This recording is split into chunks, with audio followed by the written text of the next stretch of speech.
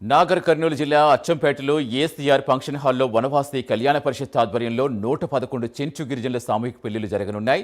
ఈ కార్యక్రమానికి Telangana governor Jishnu Dev Varma, Telangana high court judge justice Madhavi Devi హాజరు కానున్నారు.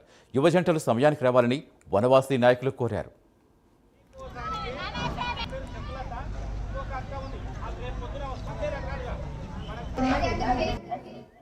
ఈ వనవాసి కళ్యాణ పరిషత్తు మొత్తం రాష్ట్రం మొత్తం మీద అయితే మనకు కేవలము మేము ఒక నిర్ణయం చేయడం జరిగింది.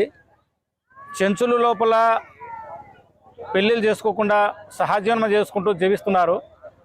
వారు గత 2021లో ఒక 140 జంటలకు పెళ్లి చేయడం జరిగింది. ఈ సంవత్సరం రేపు 111 జంటలకు పెళ్లిళ్ళు చేస్తున్నాం.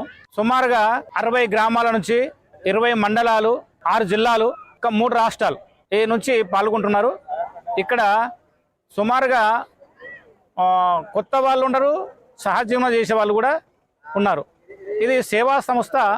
ఇది గత దేశం మొత్తం మీద ఆల్ ఇండియా సంస్థ. ఇది ఆల్ ఇండియా లెవెల్లో పనిచేస్తుంది. ఇది వనవాసి కళ్యాణ పరిషత్ సంస్థ.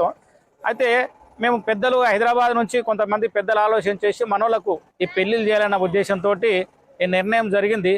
రేపు గవర్నర్ గారు కూడా ఈ కార్యక్రమానికి రావడం జరుగుతుంది. వనవాసి కళ్యాణ పరిషత్ తెలంగాణ ప్రాంత హితరక్ష ప్రముఖ బాధ్యత నిర్వహిస్తున్న హితరక్ష విభాగం అంటే గిరిజనుల యొక్క వాళ్ళపైన వాళ్ళకున్నటువంటి హక్కుల గురించి, వాళ్ళకు లీగల్ విషయాల లోపల అవేర్నెస్ తీసుకురావడానికి, లీగల్ ఇష్యూస్ పైన ఎట్లా సాల్వ్ చేయాలి, ఆ యొక్క లీగల్ ఇష్యూస్ పైన కూడా మేము సహకారం అందిస్తుంటాం.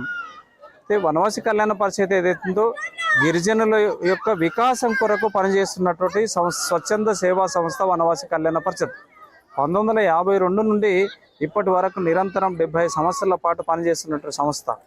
అయితే ఈ గిరిజన ప్రాంతాల్లో రకరకాల సేవా కార్యక్రమాల ద్వారా గిరిజనుల వికాసం కొరకు, గిరిజనుల యొక్క సంస్కృతి పరిరక్షణ కొరకు, అదేవిధంగా వాళ్ళ యొక్క సంస్కృతి, వాళ్ళ యొక్క సభ్యతలు, వాళ్ళ యొక్క ఆచార విచార వ్యవహారాల్ని కాపాడుకోవడానికి, వాళ్ళ లోపల అవేర్నెస్ తీసుకురావడానికి, వాళ్ళ లోపల చైతన్యం తీసుకురావడానికి, వాళ్ళలో ఉన్నటువంటి దాగినటువంటి శక్తిని బయటికి తీయడానికి ఈ యొక్క రకరకాల కార్యక్రమాల ద్వారా ఈ యొక్క